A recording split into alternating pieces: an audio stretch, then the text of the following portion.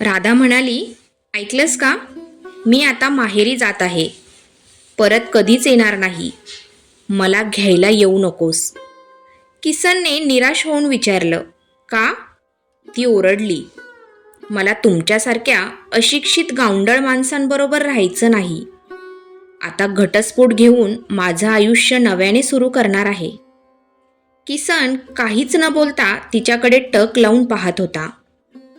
जेव्हा राधाने सामान पॅक करायला सुरुवात केली तेव्हा तो म्हणाला, मी तुला सोडायला येतो. एकटी गेलीस तर मन अस्वस्थ राहील.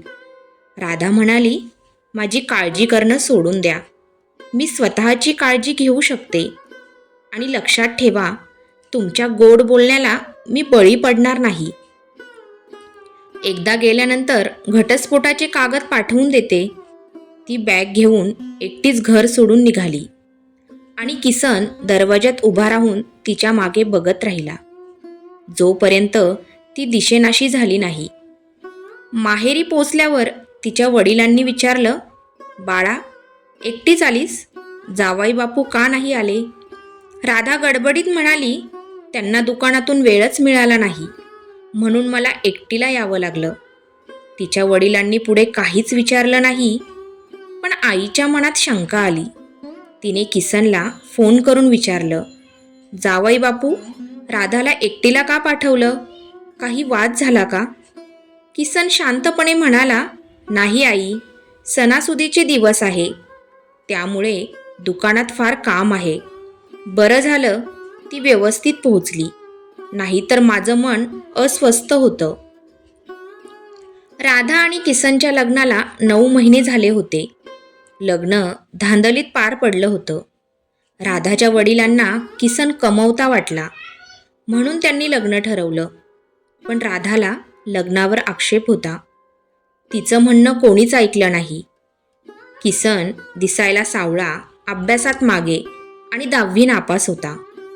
राधाच्या वडिलांना वाटलं लग्नानंतर सगळं ठीक होईल, पण तसं घडलं नाही. मी परत येणार नाही असं स्पष्ट सांगून राधा माहेरी निघून गेली होती. तिच्या मैत्रिणी लग्नाच्या वेळी तिला टोमणे मारत होत्या, कसला नवरा मिळाला आहे तुला? तुला शोभणारी जोडी अजिबात नाही. राधा सुंदर होती, उंच, गोरी, रेखीव बांधा, मोठे डोळे. ती किसनपेक्षा शिकलेली होती. लग्नाच्या पहिल्या रात्रीस तिने किसनला स्पष्ट सांगितलं होतं, मला तुम्ही अजिबात आवडत नाही, त्यामुळे माझ्याजवळ येण्याचा प्रयत्नही करू नका. किसनने लग्नानंतर राधाला कधीच हात लावला नव्हता. दोघेही वेगवेगळे झोपत होते. 9 महिन्यांपासून राधा सासरी आयुष्य आरामात राहत होती. ती कोणतंच काम करत नव्हती. आंघोळ करून आरामात तिच्या खोलीत झोपून राहायची. घरकामाची सारी जबाबदारी सासूबाई आणि नणंद सांभाळत होत्या. राधा तर सतत त्यांच्याशी वाद घालायचं निमित्त शोधत असे, पण त्या 9 महिन्यात तिला कोणतेही कारण देण्यात आलं नाही. म्हणतात ना, नवराच बायकोचे नखरे उचलतो, पण इथे तर सासू, नणंद आणि दीर तिचे नखरे उचलत होते. शेवटी काही कारण न देता ती माहेरी आली. पण माहेरी मात्र तिला तसा आराम नव्हता. तिथे तिला आईला घरकामात मदत करावी लागत होती. तिला माहेरी येऊन 1 महिना झाला होता, पण अजूनही तिच्या आईवडिलांना सांगण्याची हिंमत झाली नाही की ती किसनसोबतचं नातं कायमचं तोडून आली आहे. काही दिवसातच तिच्या काकाच्या मुलाचं लग्न होतं आणि किसनलाही निमंत्रण दिलं गेलं होतं. राधाला वाटलं होतं की तो लग्नाला येऊ नये, पण लग्नाच्या 2 दिवस आधीच किसन आला. संधी साधून राधाने त्याच्याशी एकांतात बोलायला सुरुवात केली. मी तुमच्यासोबतचं सगळं नातं तोडून आले आहे, मग तुम्ही इथे का आलात? किसन शांतपणे म्हणाला, तू आपलं नातं तोडलं आहेस, पण तुझ्या घरच्यांना हे कळवलं नाहीस ना, त्यामुळे त्यांनी मला निमंत्रण दिलं आणि बोलवल्यानंतर न जाणं हे माझ्या संस्कारामध्ये नाही. राधा चिडून म्हणाली, माझ्याजवळ यायचा प्रयत्नही करू नका, आणि तेथून दूर निघून गेली. किसन काय विचार करून लग्नाला आला होता हे मात्र कोणालाच कळलं नाही. लग्न त्याच्या स्वतःच्या मेवण्याचं नव्हतं, राधाच्या काकाच्या मुलाचं होतं. पण तरीही तो मन मोकळेपणाने खर्च करत होता. त्याला 4 साडू होते, एक राधाचे भाऊजी आणि उरलेले 3 काकांचे जावई. किसन या सर्वांना पिण्यासाठी पैसे देत होता. महागडी आणि फुकटची दारू पिण्यासाठी सगळे त्याच्या आसपास फिरत होते. किसन स्वतः दारू पित नव्हता, पण पिणाऱ्यांना मनसोक्त मद्याची ती व्यवस्था करून दिली होती. लग्नामध्ये किसन मनसोक्त नाचला होता. त्याला नाचताना पाहून सगळ्या मुली राधाला चिडवत म्हणाल्या, ताई, भाऊजी तर देशी आहेत, पण नाचताना एकदम कामदेव वाटत आहेत. सावळ्या रंगाचा असला तरी शरीरयष्टी एकदम आकर्षक होती. राधा आपल्या लहान बहिणींना म्हणाली, तुम्हाला आवडला असेल तर खुशाल तुमच्याजवळ ठेवून घ्या. राधा पुढे म्हणाली, मला तर त्याच्यात काहीच विशेष वाटत नाही. तेव्हा तिच्या काकाची एक मुलगी म्हणाली, ताई, खोटं बोलू नकोस. खरंच किसन भाऊजी खूपच देखणे आहेत आणि ते दारू पण पित नाहीत. तिकडे बघ, सगळे जावई दारूच्या नशेत डोलत आहेत. सगळ्या बहिणी आपापसात गप्पा मारत होत्या. तेवढ्यात किसन त्यांच्याजवळ आला. त्याने एक मोठी थैली राधाला देत म्हटलं, ही सुंदर साडी तुझ्यासाठी आणली आहे. देणं विसरलो होतो. ही साडी नेसून बघ, तुझ्यावर खूपच शोभून दिसेल. असं म्हणत त्याने साडी राधाच्या हातात दिली आणि निघून गेला. जर त्याने ती साडी तिला एकांतात दिली असती तर तिने ती कदाचित फेकून दिली असती. पण सगळ्यांसमोर दिल्यामुळे ती काही बोलू शकली नाही.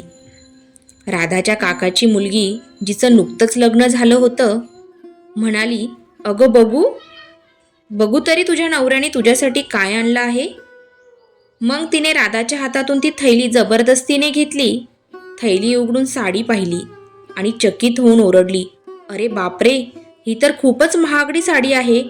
याची किंमत 15,000पेक्षा जास्तच असणार. इतकी महाग साडी मी तर कधी पाहिली सुद्धा नाही. तेव्हा राधा म्हणाली, तुला आवडली असेल तर तूच नेस. तिची बहीण हसून म्हणाली, वेडी आहेस का? तुझ्या नवऱ्याने तुझ्यासाठी एवढ्या प्रेमाने आणलेली साडी मी कशी नेसू शकते? तूच एकदा नेसून बघ, नंतर मला दे. मी साडी नेसून फोटो काढीन. तुझा नवरा खूपच चांगला आहे. तिच्या बहिणीने राधाला अशी 100 वर्ष जोडी टिकण्याचा शुभ आशीर्वाद दिला. मात्र राधाला तिच्या या शब्दामुळे राग आला. तिने मनातच म्हटलं, 100 वर्ष हा शाप का दिलास? राधाने काहीच न बोलता ती थैली पटकन हिसकावली आणि निघून गेली. खोलीत जाऊन तिने त्या साडीला पुन्हा पुन्हा पाहिलं. तो तिचा आवडता रंग होता. श्री सुलभ लालसे पुढे हार मानते. तिने अखेर ती साडी नेसून घेतली. आरशासमोर उभे राहून स्वतःला पाहून ती स्मित झाली. राजकुमारीसारखी दिसत होती. साडी नेसून बाहेर आली तेव्हा सगळ्यांच्या नजरा तिच्यावर खिळल्या होत्या. काही बायका तिला पाहून तिच्यावर जळू लागल्या होत्या. राधाने किसनला शोधण्याचा प्रयत्न केला, पण तो कुठेच दिसला नाही. तिच्या मनात विचार आला, बरं झालं त्याने मला साडी नेसलेली पाहिली नाही, नाहीतर त्याला वाटलं असतं मी त्याला सोडण्याचा निर्णय बदलला आहे. काकांच्या मुलाचं लग्न आनंदात पार पडलं. किसन जाण्याची तयारी करत होता. तेव्हा अचानक राधाचे वडील येऊन म्हणाले, जावई बापू, राधाला पण बरोबर घेऊन जा. तिला माहेरी येऊन खूप दिवस झाले आहेत. मुली लग्नानंतर त्यांच्या सासरीत चांगल्या वाटतात. त्यावर किसन म्हणाला, बाबा, मला लवकर निघायचं आहे. ती नंतर येऊ शकते. मात्र राधाचे वडील ठाम राहिले नाही. तुम्ही राधाला तुमच्याबरोबर घेऊन जा. मी तिला बोलावतो. राधाला बोलावलं गेलं तेव्हा तिने ठामपणे नकार दिला. बाबा, मी यांच्यासोबत जाणार नाही. मला यांच्यासोबत राहायचं नाही. असं म्हणताच तिच्या वडिलांचा राग अनावर झाला. त्यांनी राधावर हात उचलायला घेतला, पण किसनने त्यांचा हात पकडला आणि नम्रतेने म्हणाला, माफ करा बाबा, राधा अजूनही माझी पत्नी आहे आणि मी तिच्यावर तुम्हाला हात उचलू देऊ शकत नाही. राधाचे वडील तिला पुन्हा आदेश देत म्हणाले, राधा, आज जाऊन तयार हो. आणि जावई बापूबरोबर निघ. पण राधा ठाम राहिली. मी कोणत्याही परिस्थितीत यांच्यासोबत जाणार नाही. जर तुम्ही मला जबरदस्तीने पाठवण्याचा प्रयत्न केला तर मी माझं काहीतरी बरं वाईट करून घेईल. हे ऐकून किसन शांतपणे तेथून निघून गेला आणि हा सर्व प्रकार लग्नात आलेल्या नातेवाईकांनी पाहिला. आता सगळीकडे हीच चर्चेत येणार होतं. नवरा बायकोच्या नातेची आवड निवड ही साधारण बाब होऊन गेली होती आणि आता राधा व किसनच्या नात्यात काहीच उरलं नव्हतं. किसन निघून गेल्यानंतर राधाच्या माहेरच्या लोकांनी तिला खूप समजावलं, पण ती आपला हट्ट सोडायला तयार नव्हती. 1 महिना गेला, मग 1 वर्षही निघून गेलं, पण राधा सासरी गेली नाही. एक दिवस राधाची मोठी बहीण रडत माहेरी आली. तिने सांगितलं की तिच्या नवऱ्याने दारू पिऊन तिच्यावर हात उचलला होता. हे ऐकताच राधाला आपल्या भाऊजींवर खूपच राग आला. ती त्याला आदर्श मानत होती, मॉडर्न विचारांचे, देखणे आणि सभ्य. पण बहिणीवर हात उचलल्यावर ती त्यांचा तिरस्कार करू लागली. एक दिवस तिची बहीण म्हणाली, माझं तर नशीबच फुटकं आहे. मी माहेरी येऊन राहिली आहे, पण तू तर एका हिऱ्यासारख्या किसनला सोडून इथे बसली आहेस. किसनसारखा नवरा लाखात सापडणार नाही. तेव्हा राधा तिरस्काराने म्हणाली, ताई, तो गावंडळ मला 1% सुद्धा आवडत नाही. एका न आवडत्या माणसाबरोबर आयुष्य कसं काढू? राधाने नाराज स्वरात विचारलं. तिची बहीण शांतपणे म्हणाली, पण आता तुझं लग्न झालं आहे. जन्माचं बंधन बांधलं गेलं आहे. 9 महिने तरी तुम्ही एकत्र राहिले आहात. राधा उत्तरली, हो, 9 महिने एकत्र राहिलो आहोत, पण मी त्यांना माझ्या जवळ सुद्धा येऊ दिलं नाही. त्यावर तिच्या बहिणीला थोडा धक्का बसून विचारात पडली. त्यांनी कधीच तुझ्या जवळ येण्याचा प्रयत्न केला नाही का? राधाने शांतपणे उत्तर दिलं, नाही. त्यांनी एकदा मला सांगितलं होतं, ज्या दिवशी मी तुझ्या मनात जागा बनवीन त्या दिवशी तू स्वतः माझ्या जवळ येशील. हे ऐकून बहीण विचारात पडली आणि मग म्हणाली, म्हणूनच मी म्हणते, तो खरंच एक हिऱ्यासारखा आहे, पण तू त्यांचं मोल ओळखलं नाहीस. तो तुझा आदर करतो, सन्मान करतो आणि तुला खरंच प्रेम करतो. तुझे भाऊजी मात्र माझ्या इच्छेविरुद्ध वागतात. राधा थोडा विचार करून म्हणाली, ताई, एक सांग, जर भाऊजी तुझी माफी मागण्यासाठी आले तर तू पुन्हा सासरी जाशील का? त्यावर तिची बहीण थोडी उदास होऊन म्हणाली, जावं लागेल, कारण लग्न एवढ्या छोट्या गोष्टीवरून तुटत नाही. पण मला नाही वाटत की भाऊजी माफी मागण्यासाठी येतील. ते खूपच अकडू स्वभावाचे आहेत. राधा हसून म्हणाली, पण ताई, माझा नवरा मात्र छोट्या छोट्या गोष्टीवर स्वारी म्हणायचा आणि मी तर त्याला किंमतही देत नव्हते. बहीण हळहळत म्हणाली, हे त्याचं खरं प्रेम आहे. त्याला तुझं मन दुखवायचं नव्हतं. अशी माणसं जगात खूप कमी असतात. मला माहीत नाही तू असा माणूस कसा गमावलास? राधा थोडं थांबून म्हणाली, गमावला म्हणजे काय? अजूनही तो माझा आहे. एक फोन केला तर तो लगेच धावत येईल. बहीण एकदम खंबीर झाली आणि म्हणाली, मला नाही वाटत की तो येईल. जोपर्यंत तुमच्यातलं हे सगळं फक्त तुमच्या दोघांपर्यंत होतं तोपर्यंत ठीक होतं. पण आता सगळं घर त्याचं कारण जाणून आहे, त्याची प्रतिष्ठा आणि स्वाभिमान. त्याला आता तुझ्याजवळ येऊ देणार नाही. बहीण म्हणाली, पण तू तर सगळ्यांसमोर स्पष्टपणे सांगितलं होतं की तुला त्याच्याबरोबर राहायचं नाही. एवढा मोठा अपमान कोणताही मर्द सहन करू शकत नाही. म्हणून मला नाही वाटत की तो पुन्हा येणार आहे. आणि हे बघ, 1 वर्ष उलटलं. या वर्षात त्याने तुला एकदाही फोन केला का?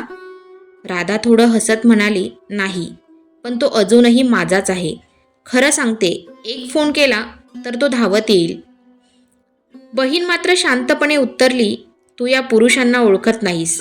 त्यांच्यात मर्दपणा आहे. तो तुझ्या मागे येणार नाही. राधाच्या मनात बहिणीवर राग आला, पण ती आधीच दुःखी असल्यामुळे राधा काही न बोलता गप्प आपल्या खोलीत गेली. एकटी पडल्यावर ती विचार करू लागली, एकदा किसनला फोन करावा का? त्याच्याशी बोलावं का? पण लगेच विचार सोडून दिला. तिच्या मनात आलं, त्याने स्वतः मला फोन करायला हवा होता. का? मीच नेहमी पहिलं पाऊल उचलायचं? तिचं मन धडधडू लागलं. विचार आला, जर त्याला खरंच माझी पर्वा असते तर त्याने आधीच फोन केला असता. कदाचित तोही मला विसरला असेल. ती विचार करू लागली. आपल्याला स्वस्त मिळणाऱ्या वस्तूची कदर नसते, पण तीच वस्तू महाग वाटू लागली की तिची किंमत समजते. गेल्या 1 वर्षात हे तिला अनुभवायला मिळालं होतं. तिने पाहिलं होतं की गावात ज्या मुलींचं पहिलं लग्न टिकलं नाही, त्यांचं दुसरं लग्नसुद्धा यशस्वी झालं नव्हतं. तिचंही आयुष्य असंच होणार का? ती विचारात पडली. सगळे किसनचं कौतुक करत होते. म्हणजे काय, खरंच मी एका चांगला साथीदार गमावला आहे का? राधाला हेही लक्षात आलं की गावात अनेक घरांमध्ये विचित्र लग्न झाली होती. काही ठिकाणी मुलं देखणी होते पण मुली साधारण, काही ठिकाणी मुली सुंदर होत्या पण मुलं तशी नव्हती. तरीही सर्वजण आपापल्या संसारात आनंदी होते, निभावत होते. ती विचार करू लागली की त्या सगळ्यांच्या आयुष्याची रेशीमगाठ जुळवून त्यांना जमलं, तर मग तिच्या आयुष्यात हे अंतर का? राधाला आता किसनची आठवण अधिकच येऊ लागली होती. त्याचा साधेपणा, थोडासा गावठीपणा आणि तरीही त्याचा समजूतदारपणा तिच्या मनात रुजला होता. किसन तिच्याजवळ झोपला नाही तरीही रात्री उठून तिला पाहायचा, तिचं पांघरूण नीट करायचा आणि ताट उचलून स्वयंपाकघरात ठेवायचा. राधाला आता त्याच्याशी बोलावं असं मनातून वाटत होतं, पण धाडस होत नव्हतं. दिवस जात होते पण तिने काही पाऊल उचललं नव्हतं. एक दिवस तिचे भाऊजी तिच्या बहिणीसाठी माफी मागून आले आणि तिला सासरी घेऊन गेले. पण राधा मात्र अजूनही माहेरीच राहत होती. काही काळानंतर तिचे बाबा तिला म्हणाले, बाळा, तुला जर जावई बापू बरोबर राहायचं नसेल तर काही हरकत नाही, घटस्फोटाचा विचार करूया. मी एका वकिलाला बोलावतो. किती दिवस अशीच राहणार आहे? आम्ही जिवंत आहोत तोपर्यंत तुझं दुसरं लग्न करून देऊ. पण आमचं काही झालं तर तुझ्या भावांवर अवलंबून राहून तुला सुख मिळणार नाही.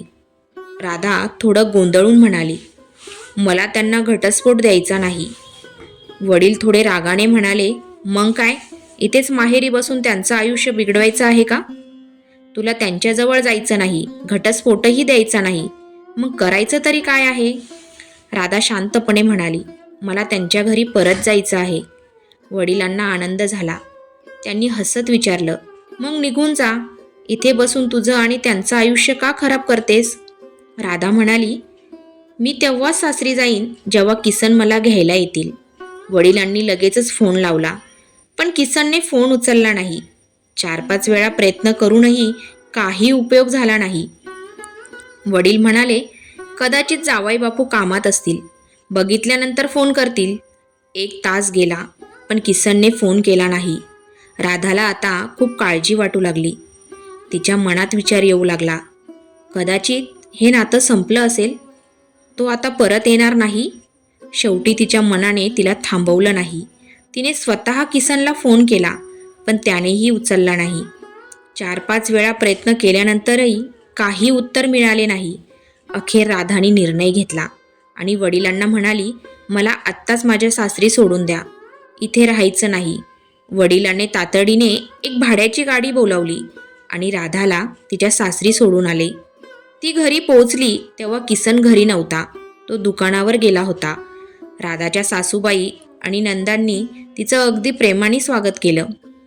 त्यांनी तिच्याशी आपुलकीने बोलून तिला असा अनुभवही येऊ दिला नाही की तिच्या वागण्यामुळे कोणी नाराज आहे. राधाने आपल्या खोलीत जाताच तिथे पहिल्यासारखाच सोज्वळ माहोल बघितला, ज्यात काहीच बदल झाला नव्हता. राधाने थोडेसे भीतीने सासूबाईंना मदत करत स्वयंपाकघरात काम सुरू केलं. हा तिचा पहिलाच अनुभव होता स्वयंपाकात योगदान देण्याचा, आणि सासूबाईंनी प्रेमाने तिला सगळं समजावलं. ती विचार करत होती की आता तिचं नातं सुधारलंय, सर्व काही व्यवस्थित होईल. परंतु संध्याकाळी किसन घरी आल्यानंतर तिचं मन धडधडू लागलं, कारण त्याने तिला पाहूनही बोलायचं टाळलं. अचानक त्याने गाडी बोलावली आणि शांतपणे तिला म्हणाला, तुझं या घरात काही स्थान नाही, गाडी बाहेर उभी आहे, तू माहेरी परत जा. राधा हात जोडून माफी मागू लागली, मला माफ करा. किसन ताट उभा राहून म्हणाला, माफ कर तेव्हाच केलं जाऊ शकत होतं जेव्हा गोष्ट फक्त आपल्या दोघात राहिली असती, पण तू सर्वांसमोर माझा अपमान केलास. लोकांना सांगितलं की मी तुला आवडत नाही. माझी बदनामी झाली आहे. आता मला काहीच फरक पडत नाही. की तू माझ्या आयुष्यात आहेस की नाही. राधा माफी मागत राहिली, पण किसनने तिचं काहीही ऐकून घेतलं नाही. त्याने तिला गाडीमध्ये बसवलं आणि परत माहेरी पाठवलं. राधाला जबर धक्का बसला, कारण काही दिवसांनी तिला किसनकडून घटस्फोटाचे कागद मिळाले. दोन्हीकडच्या नातेवाईकांना हे नातं टिकवण्याचा खूप प्रयत्न केला, परंतु किसन आता ठामपणे आपला निर्णय घेत होता. एकेकाळी राधाचा हट्ट असणं कारण होतं, पण आता किसन आपल्या निर्णयावर ठाम राहिला. या प्रकारे दोघांचं नातं एका हट्टामुळे तुटलं. कोर्टात घटस्फोटाची अंतिम कारवाई चालू होती आणि हे नातं संपणार हे स्पष्ट होतं. काही नाती मनातील गोष्टींनी सुरू होतात, पण तिरस्कारात संपतात. प्रत्येक वेळी माणसाला दुसरी संधी मिळेलच असं नाही. किसनने जो निर्णय घेतला तो योग्य होता का? हा प्रश्न अणुउत्तरित राहतो.